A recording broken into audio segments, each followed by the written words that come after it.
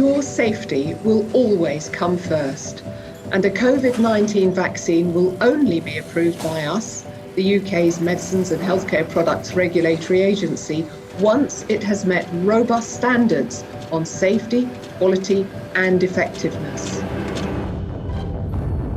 I was vaccinated because I'm a carer. I've had all three and I have the flu one as well. As far as the government is concerned, I believe they are doing the best thing for the nation. I've got an 8-year-old and I just didn't want to catch it where I didn't have to be fair. If this was going to prevent me from having it, then it was all good for me. I wanted to go on holiday. I just thought it was better that I get it done. I wanted to protect other people. The COVID vaccine has been hailed as a medical and logistical success. It's claimed that millions of lives have been saved. But there's growing evidence that the jab can have devastating consequences. They actually told my wife and 2 children they had no hope, and if I did survive, it would be from the waist up. I thought I was going to die. I would go to bed at night not thinking I was going to wake up. Those injured by the vaccine feel unrecognised and abandoned by the NHS and a government they trusted. You take one for the team, so I took the vaccine, but now the team's run in the opposite direction. Just to let people know that when it goes wrong, there's like no help at all. The doctors don't know what to do with us. We're literally keeping each other alive. Safety is our watchword, and we are globally recognised for requiring the highest standards of safety, quality and effectiveness for any vaccine.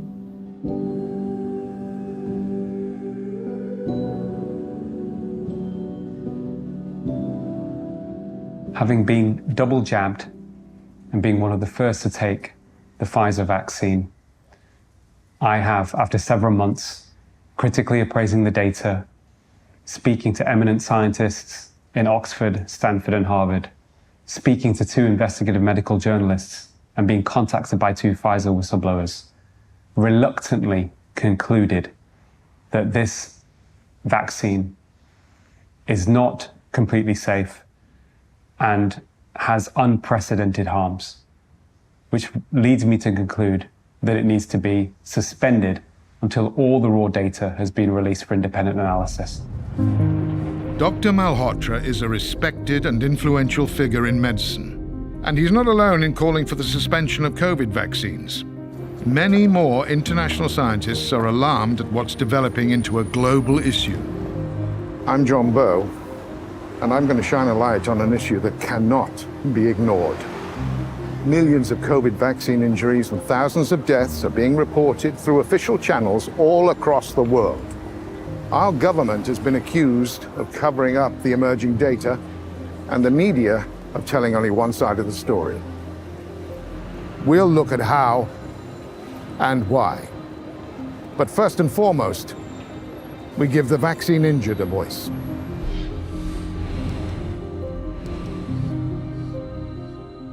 My mum was standing on the drive. She'd been looking after the dogs while we'd been away, and she was talking to the neighbour, and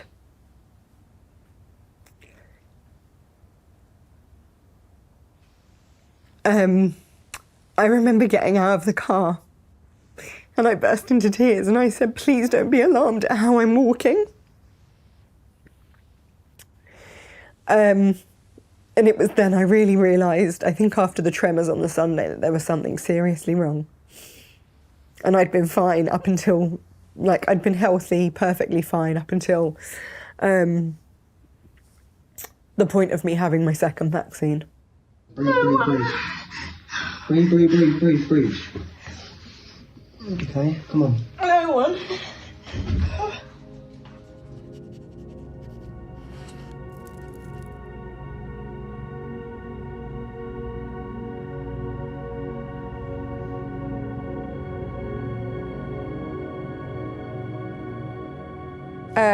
It's really funny because I look at these videos and I watch them and I either get really emotional watching them or I just go, wow, look at how far I've come and look at where I was. I was on a Zimmer frame. I was in a wheelchair.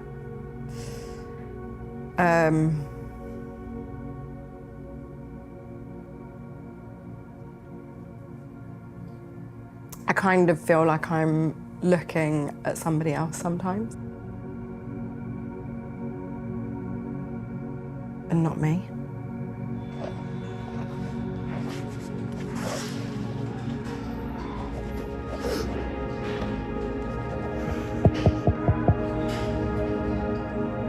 I still suffer now. I suffer with a lot of fainting. I suffer with my legs giving way. As a result of the damage that the vaccine has done to me, I've ended up registered disabled.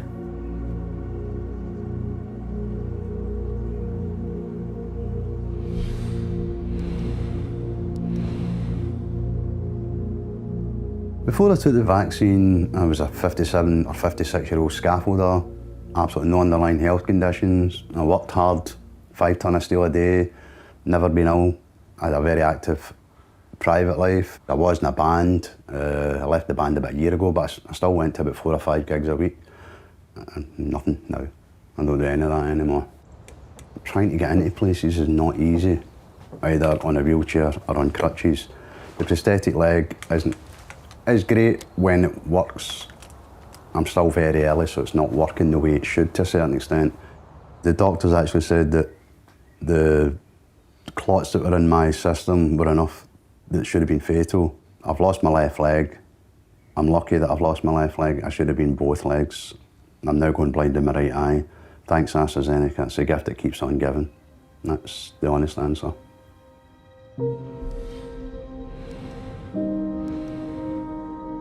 My husband was 32. He was due to start a job at Great Ormond Street Hospital as a senior clinical psychologist. I remember him coming home and saying that he'd been offered AstraZeneca, and he was really excited, really proud that it was a British one. He was funny, he was kind, he was generous, he did everything. You know, he worked 2 jobs and still came home and helped with the children. Even that day, he helped put the kids to bed, you know, when he was having a stroke. He's just my best friend. The last time I saw him was walking towards the ambulance. I must have known on some level that might have been the last time that I was going to see him.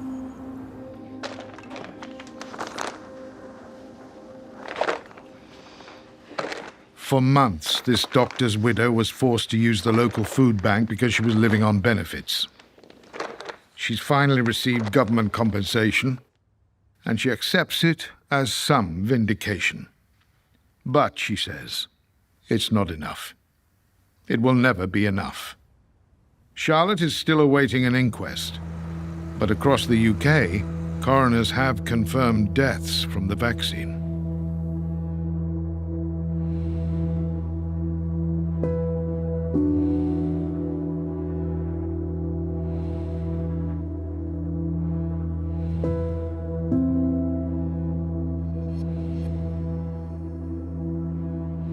They are usually framed as very rare. But how rare?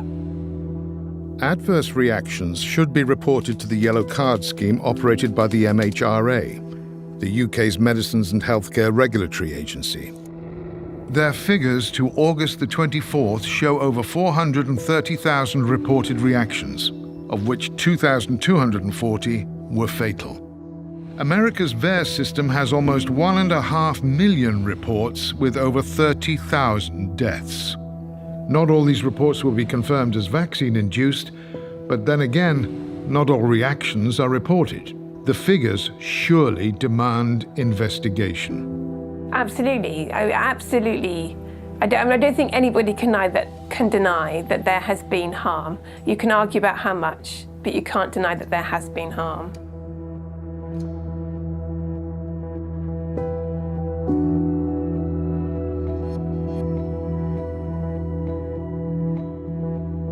It's just a scandal of such epic proportions that I think people don't know where to begin with it. It's frightening to even approach it.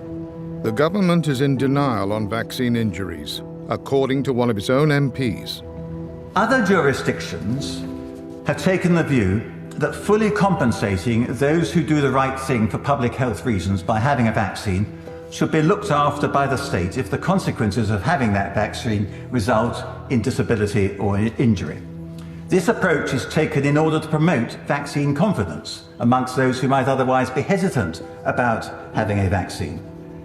This government's approach, however, seems to be to try and promote vaccine confidence by covering up the adverse consequences for some of having been vaccinated.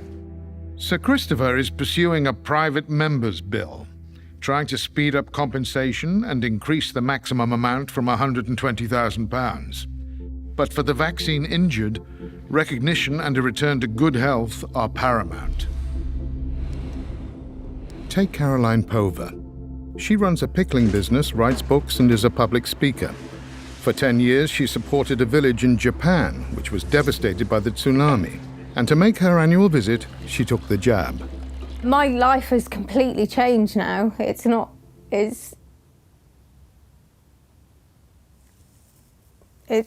unrecognisable compared to how it was. Sorry.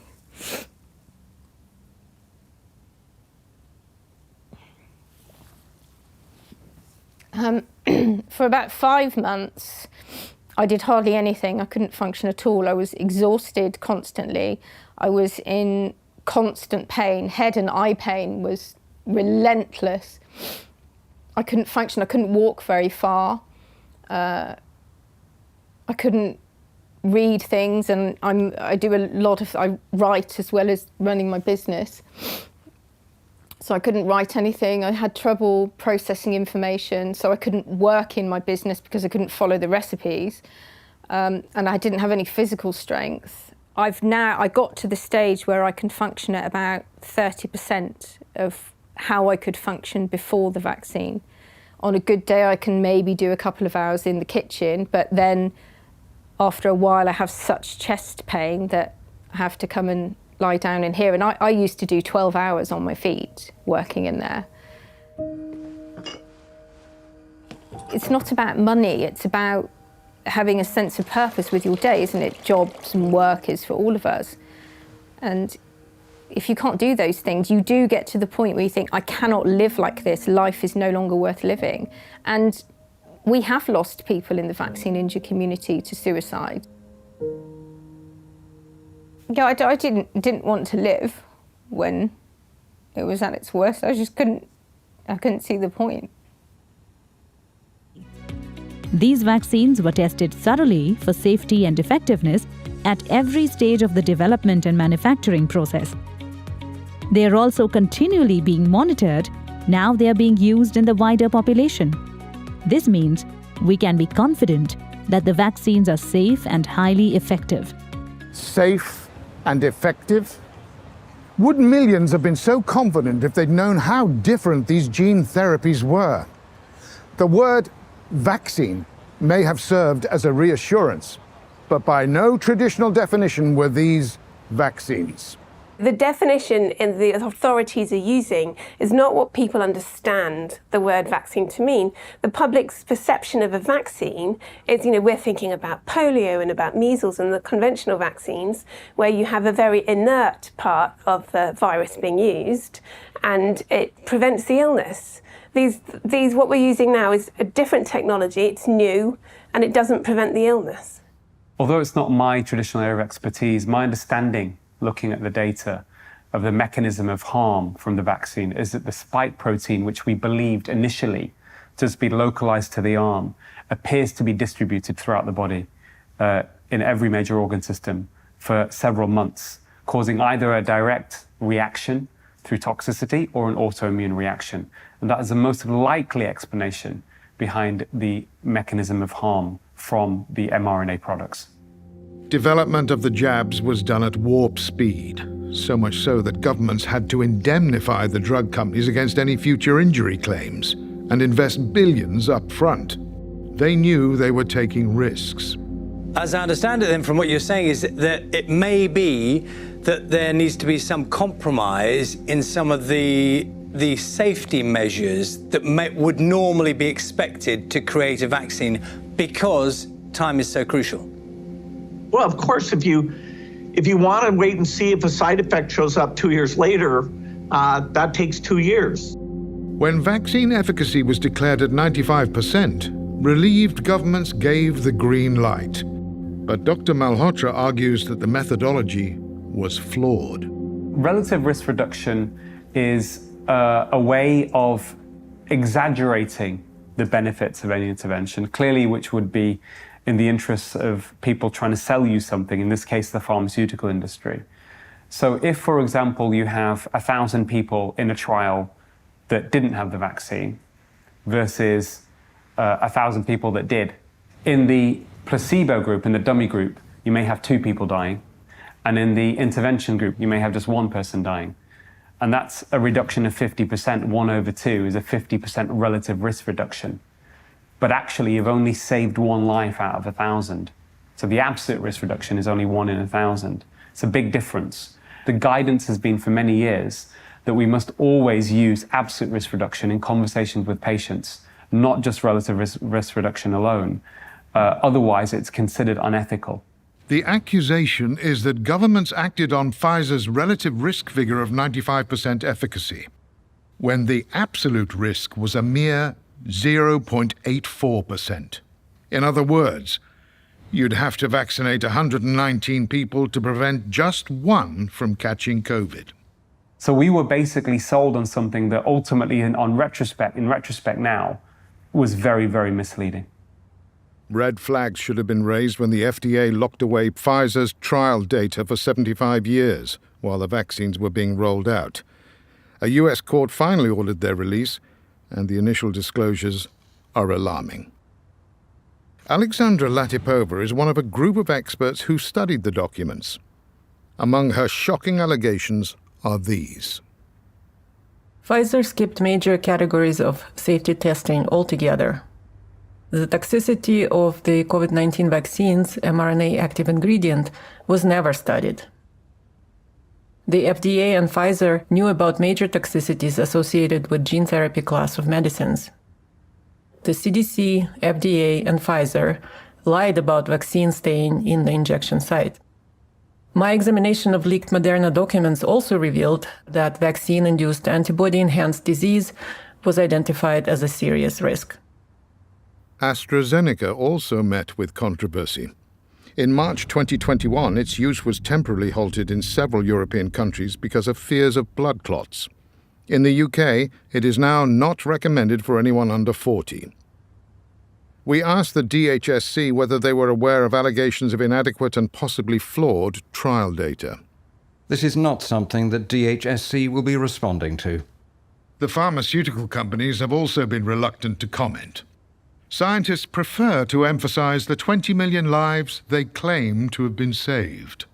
So the suggestion that the vaccine has saved 20 million lives is really, I think, science fiction, not scientific fact, because the study that comes from is a very poor quality observational study.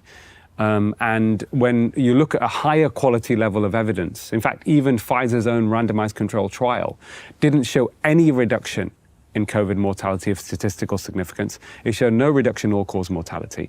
So this statement is almost implausible. To be honest, it sounds more like an advert from the drug industry than true science. With so many questions about the benefits and safety of the vaccines, why were they authorized so quickly by the MHRA? And what exactly is the relationship between the regulators and the companies they regulate? A recent article in the British Medical Journal questioned their independence. The MHRA Chief Executive June Rain insists that safety and independence are vital.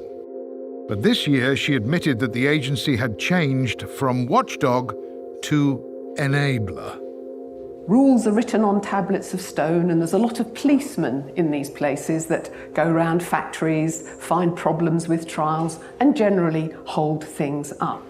We tore up the rule book, and we allowed companies to immediately start juxtaposing not sequential phases of clinical trials, but overlapping, beginning the next one before the previous had been finished. Doctors, patients, and members of the public must be aware that regulators cannot be trusted to be independent as long as they continue to be captured by industry.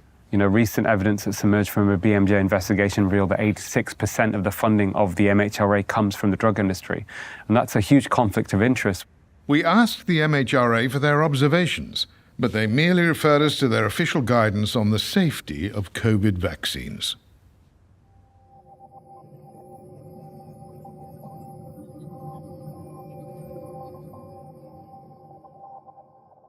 What was happening with informed consent was hugely concerning. I think what concerned me the most were doctors who weren't informing themselves. They've been very busy and they haven't done their own research. They've just accepted everything that they're told. A government guideline comes, and we've seemed to have disrupted the doctor-patient relationship. There were many, many doctors who were getting all of their information from the BBC in their lunch breaks, and who accepted at face value, because of the word vaccine, that these were going to be safe and effective. That was a real dereliction of duty.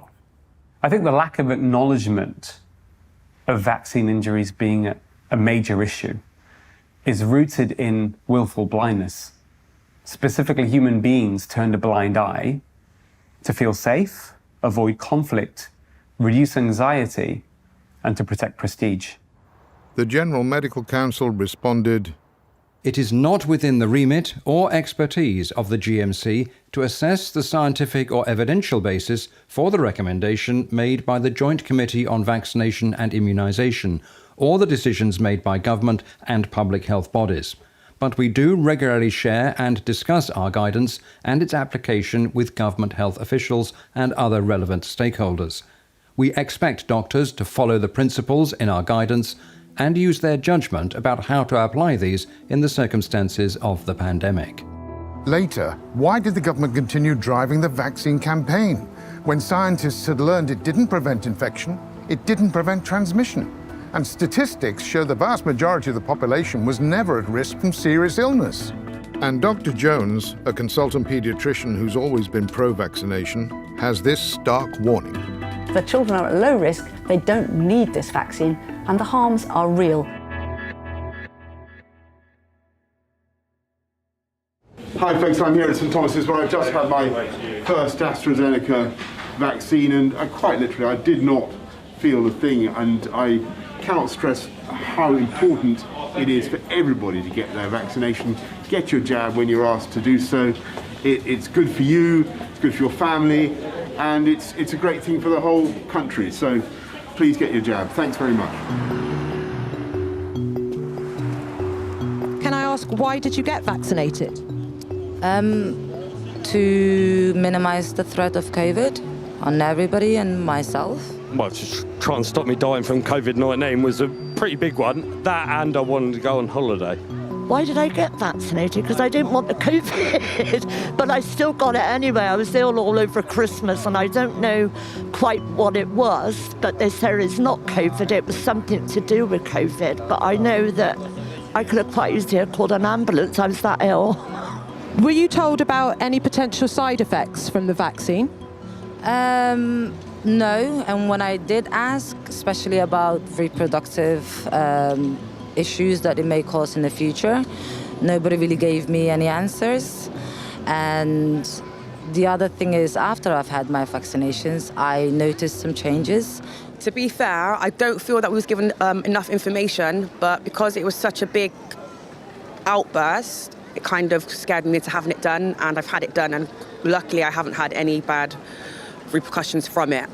Millions of people took the COVID jabs without serious side effects. But for those who did suffer, the physical pain and debility is made even worse by the frustration and mental stress of being ignored. They feel neglected by the NHS, misunderstood by the public, and betrayed by the government.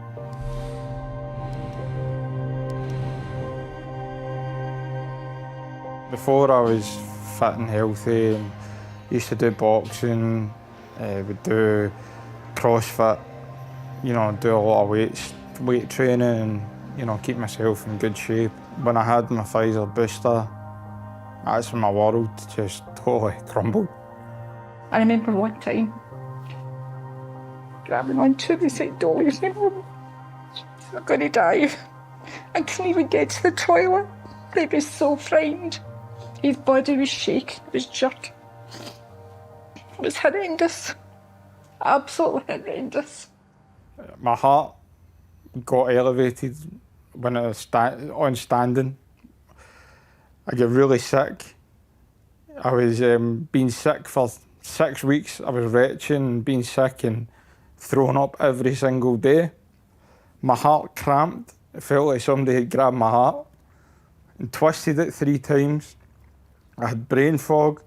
I developed a slur.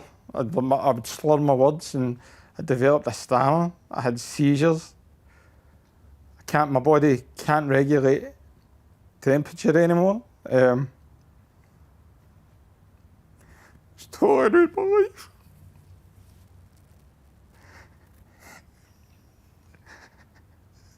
my life. This is my life now. Stuck in my bed every day with no help from anybody.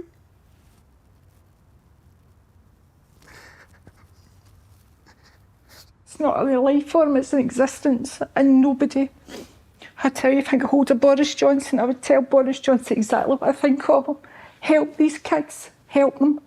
Help these people that are injured. But I can't live like this. I can't live my life in my bed. I'm only 36 years of age. I'm supposed to be getting married this year.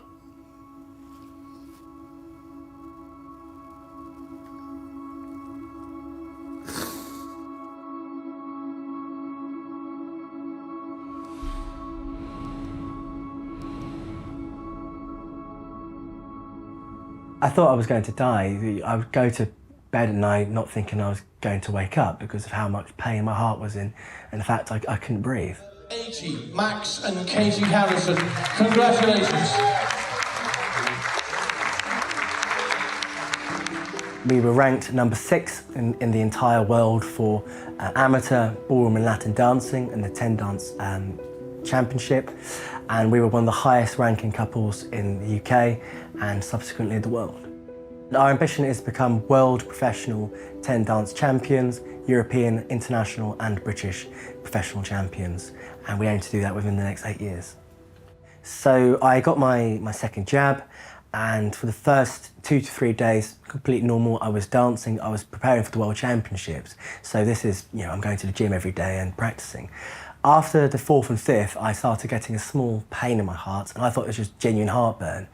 I was still dancing, and I'm told now that that could have been very dangerous and caused long-term health problems because of what could have happened. Originally it was pericarditis, and I was then told just before Christmas, actually it's perimyocarditis. So it's actually worse because I've got pericarditis and the myocarditis damage. So I have scarring on 3 parts of my heart, and still the lining and muscle of my heart has got the inflammation, which constricts it. So that's when my heart rate goes up, that's what's constricting my heart and stopping me from breathing. I don't trust myself, I don't trust my body. I don't know what my heart's doing. I can have a small pain now and 10 seconds I'm going to be on the floor. That's just the consequences of what's happened. Music's a very beautiful and powerful thing if you understand it and if you enjoy it. And just to be able to go onto the floor and do what I think I was born to do in front of thousands of people, it's the most special thing in the world. And having lost that, I can't even begin to tell you how bad it feels.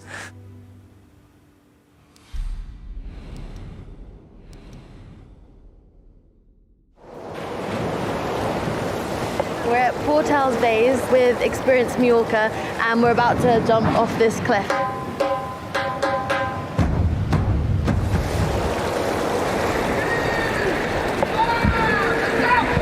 I used to be in the Olympic team for synchronized swimming. I used to train 6 days a week, 10 hours a day, incredibly hyperactive. I was also always known as the person that was like running around set, doing stupid things, backflips when I shouldn't be doing them and stuff like that. I'd go out and party and dance with my friends, and then I'd be back home at 7 a.m. and then shooting a commercial at 10 a.m. So really pushing my limits. The industry required me to be double vaccinated to work on films, and I immediately regretted it. As soon as she put it in my arm, I just thought, well, what have I done? Over that period of 2 weeks, I just got worse and worse and worse and worse. And eventually this awful headache that was like someone was actually inside my skull, like pushing out. I can't explain how awful it was, and I was dizzy. I was literally crawling. Like,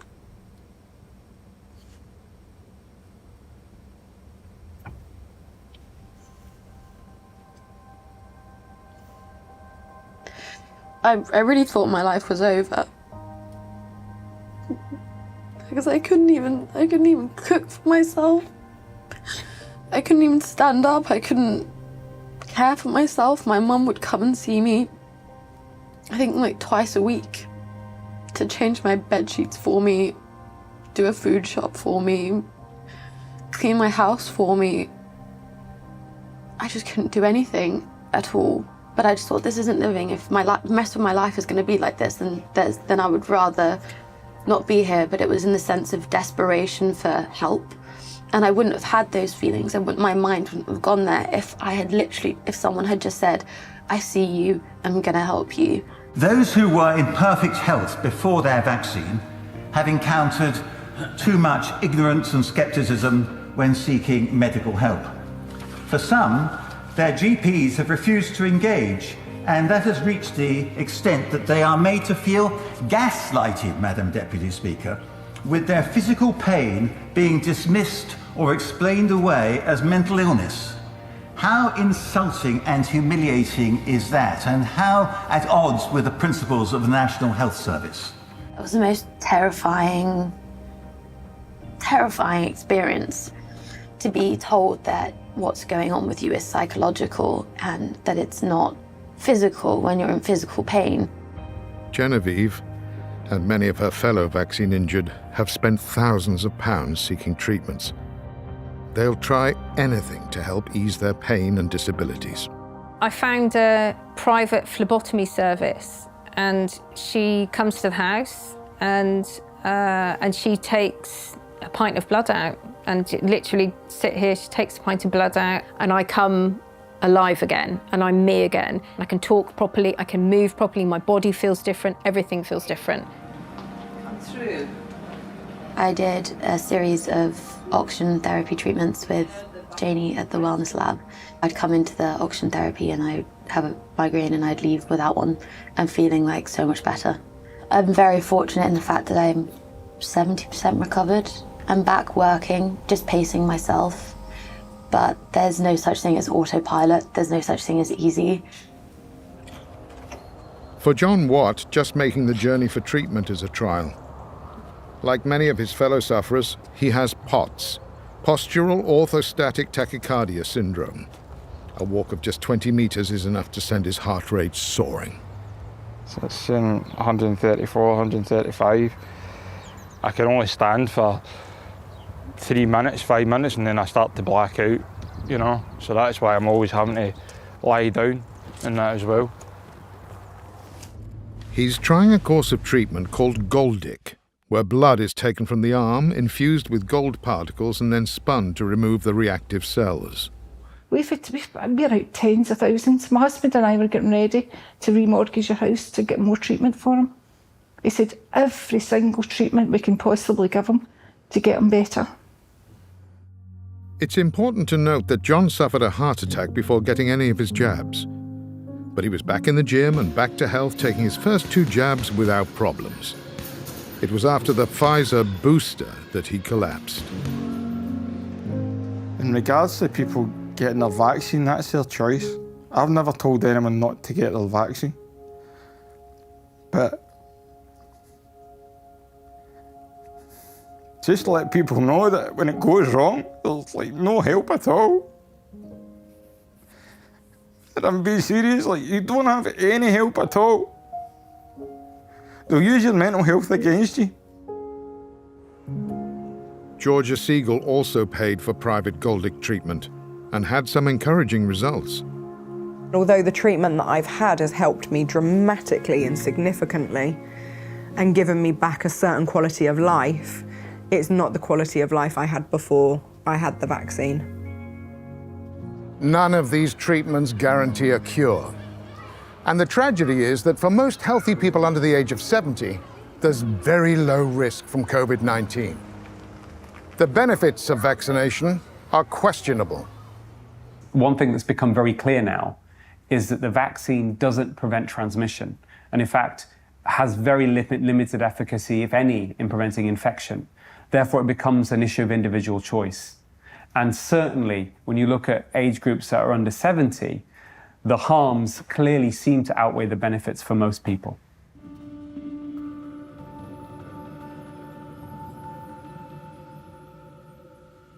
This chart reflects deaths of people with COVID up to May 2022. And the numbers increase dramatically as the age groups rise. The vast majority are over 70 years old, and especially over 80. We asked the DHSC why the vaccine campaign targeted all age groups, and whether it accepted that the vaccines were not preventing infection or transmission. This is not something that DHSC will be responding to. Let's now look at the data after the vaccinations began. These are deaths from any cause amongst 15 to 44-year-olds in England and Wales. There is a notable increase in 2021, the year of vaccination, higher even than 2020 when COVID emerged. Young men seem particularly prone to myocarditis, inflammation of the heart. This data from America shows the expected rate of myocarditis in blue against actual cases in yellow within 7 days of a vaccine. Note the increase in younger age groups, particularly 18 to 24s. It's hard to ignore reports of sudden deaths and collapses, in particular on the sports field. It's just been unbelievable how many people, not just footballers, sports people in general, you've had tennis players, you've had cricketers, basketball players, just how many are just keeling over. And at some point, surely you have to say, this isn't right, this needs to be investigated, And it might turn out that it's because they've had COVID and this is what COVID has perhaps done to their hearts.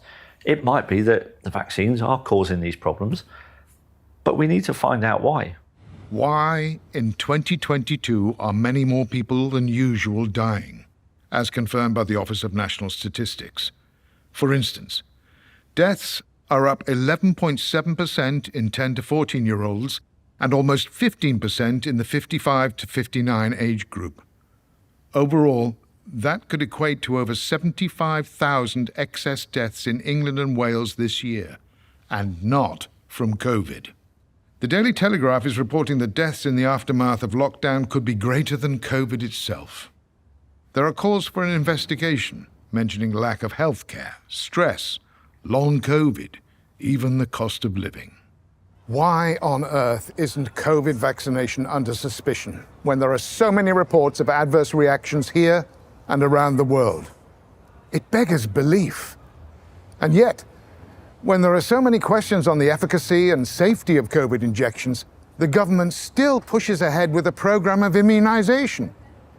And for children. Last April, the NHS began a rollout of jabs for those aged between 5 and 11. Letters of information were distributed to parents across the nation. And in southeast London, the NHS went further still, sending bright, smiley envelopes directly to the children. Inside, there was a packet of sunflower seeds to, quote, bring some joy and sunshine into children's lives. Directly below, the vaccination message, quote, to give them the best protection. It all marked a major U-turn in policy. The likelihood of children having significant detriment if they catch COVID-19 is very, very low. So this is an adult vaccine for the adult population. Nevertheless, this summer the NHS added COVID-19 to the regular vaccination schedule for 5 to 15-year-olds, even though the government does not recommend Pfizer for under 12s and AstraZeneca for under 40s. It was a move that prompted 78 leading professors, doctors and analysts to write this to the MHRA. We strongly challenge the addition of COVID-19 vaccination into the routine child immunisation programme, despite no demonstrated clinical need, known and unknown risks, and the fact that these vaccines still only have conditional marketing authorization. I'm so deeply concerned at the lack of balance and the risk of harm that is, and that's really why I've been speaking out. I feel I have a moral obligation, an ethical obligation to at least let as many parents as possible know that they don't need to get their children vaccinated. This is not necessary. The children are at low risk, they don't need this vaccine, and the harms are real. Now, government advice seems to have changed yet again. From September the 1st, children who turn 5 can only get a first and second dose of COVID-19 vaccination if they are either at high risk due to a health condition or living with someone with a weakened immune system. And it appears that children aged between 12 and 15 can only be boosted if they too are at high risk. So, if the jabs really are safe and effective, why are they now being limited? We asked about the changes. This is not something that DHSC will be responding to. If some of the contents of this program have surprised you, in our final part, we'll show you how and why the mainstream media only told you one side of the story, and how the government used psychological techniques to nudge the nation into compliance. You come in? It's gonna be good. Come on, mate. Come on, let's go. Don't miss out on your 2 COVID jabs. Don't miss out on the good times.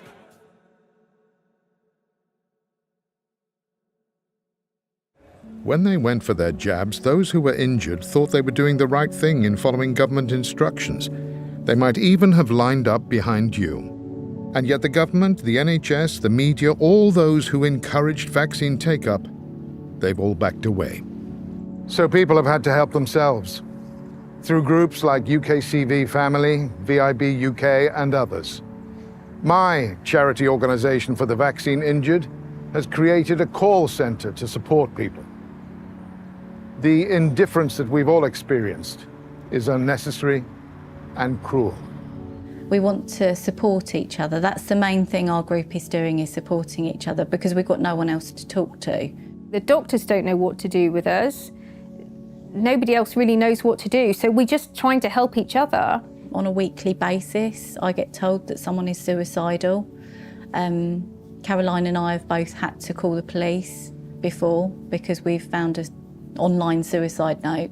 We have frequently found ourselves in regular contact with somebody, private messaging, saying someone who's literally on the edge at that moment. And these support groups are keeping people alive. We get abuse from both sides. We're kind of stuck right in the middle. There are people who are very pro-vaccine who hate you. There are people who are very against this vaccine, if not all vaccines. They hate you too, all for different reasons. This is the feeling that you get from people and you're stuck in the middle. And that's a very, very lonely place to be. The plight of the vaccine injured will be on the agenda when Baroness Heather Hallett finally holds her COVID inquiry. But she must also investigate SAGE, the government's scientific advisory group, and especially their so-called nudge unit, otherwise known as Spy B. Why did they drive such a culture of fear? From this evening, I must give the British people a very simple instruction. You must stay at home. Earlier, on the very day of that historic Boris Johnson speech, SAGE met to discuss Spy B's methods of achieving behavioural change. The tactics were agreed. The influence is clear. The coronavirus is the biggest threat this country has faced for decades, and this country is not alone. All over the world, we're seeing the devastating impact of this invisible killer. And though huge numbers are complying, and I thank you all, the time has now come for us all to do more. You should not be meeting friends. If your friends ask you to meet, you should say no. You should not be meeting family members who do not live in your home. You should not be going shopping except for essentials like food and medicine. And you should do this as little as you can. If you don't follow the rules, the police will have the powers to enforce them, including through fines and dispersing gatherings. The way ahead is hard, And it is still true that many lives will, sadly, be lost. This is an important update from the government about coronavirus. Someone on your street, at your supermarket, or in your park is highly likely to have COVID-19. Do not go out unless absolutely necessary. Do not meet up with anyone outside your household. Do not put the lives of your loved ones in danger. This is a national health emergency. Around 1 in 3 people have no symptoms and are spreading it without knowing. Keep your distance. Exercise. Don't socialize. Stop the spread. Stick to the rules. If you bend the rules, people will die.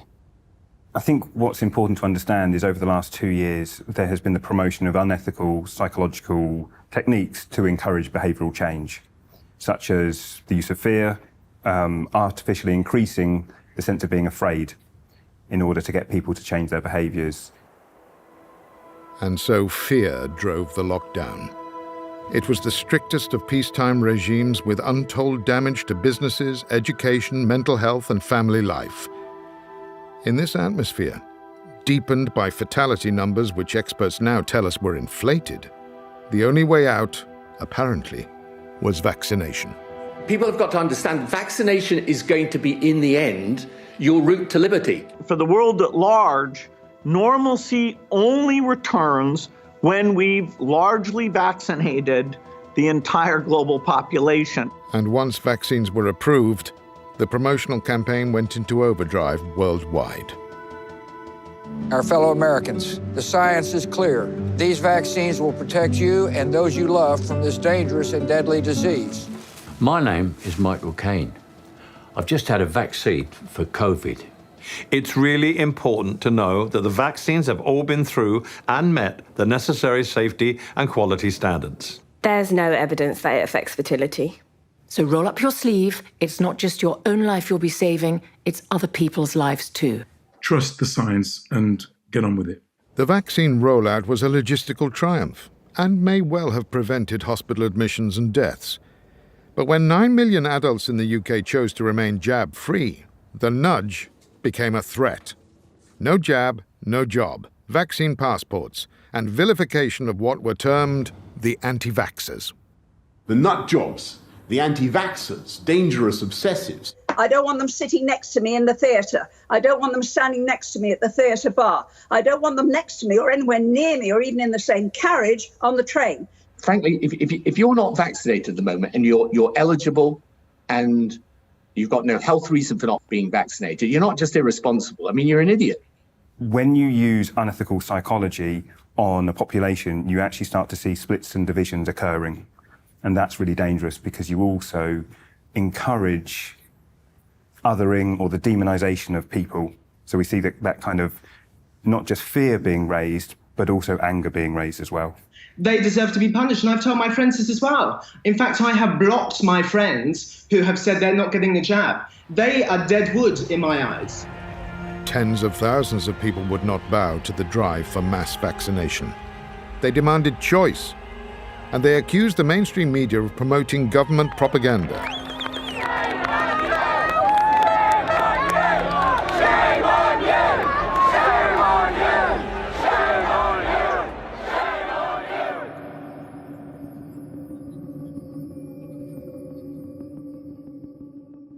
Let's return to the SAGE playbook. It says, use media to increase a sense of personal threat, a sense of responsibility to others, and to promote positive messaging. Immediately, the regulator Ofcom asked broadcasters to take note of the significant potential harm that could be caused by material misleadingness in relation to the virus or public policy regarding it. They warned of taking appropriate regulatory action on any breaches. And note the date. It's the same day the SAGE document was approved and the Prime Minister spoke to the nation. Cue the BBC. Just to let you in on a journalistic point here, we actually don't, as a matter of editorial policy, we don't debate with anti-vaxxers whether they're right or wrong. We actually don't do that. So the BBC doesn't engage with so-called anti-vaxxers, even when they may be right. And when several huge marches took place in London and across the UK, they were virtually ignored by the BBC and the rest of the media.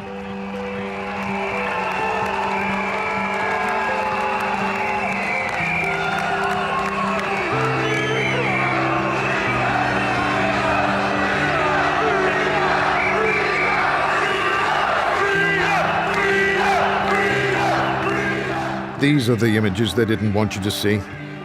The story they didn't want you to know. Tens of thousands of citizens from all walks of life raising genuine concerns. The people the media painted as dangerous anti-vaxxers. And it just so happens that the government has spent an estimated £500 million of public money for media advertising. Then there's the Trusted News Initiative, which the BBC says is an industry collaboration of major news and global tech organizations working together to stop the spread of disinformation. The partners include the BBC, Facebook, Google, YouTube, Twitter, and Microsoft. It sounds laudable, but what it really means is that governments, the media, and the big tech companies are working to a common script. Their script. Their version of the truth. We asked the BBC what happened to free speech, balanced reporting, and impartiality. I'm afraid we won't be commenting. The real truth is that anybody who questions the official narrative is generally suppressed and cancelled or labelled as a spreader of disinformation on social media. And that includes eminent scientists, doctors, and disgracefully, the vaccine injured. We had thousands of people on that support group all over the world who were vaccine injured, and we got shut down by Facebook. And I was quite shocked that that could happen. Your story is misinformation, you're anti-vaccine, you're anti-science, you're killing people. I've been told that. You're killing people telling your story. People won't take the vaccine if you tell your story. Please be quiet. This conspiracy of editorial control between mainstream and social media is stifling democratic discussion. A proper debate might have led to better informed choice on the vaccines and potentially fewer injuries. Instead, we've been subjected to psychological pressure under that dubious mantra, safe and effective. Proper, balanced science must come to a sound conclusion. We need to know the truth.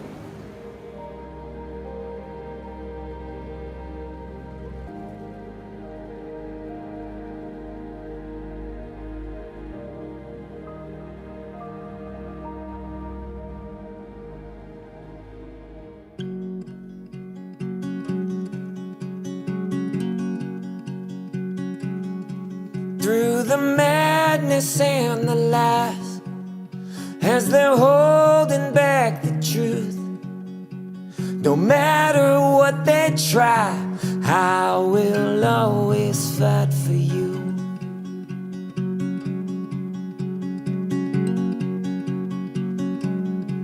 I will save your innocence.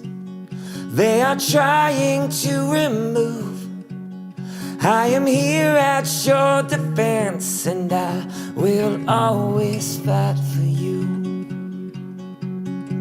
Yes, I will always fight for you. I will stand here in the way, and I will not give up on you. I will shield you from the pain.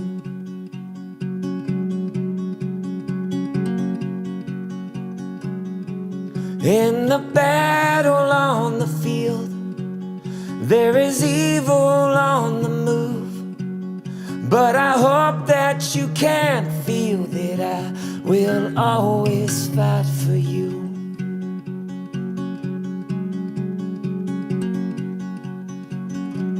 So to every single mother, father, stand up for your sons and daughters.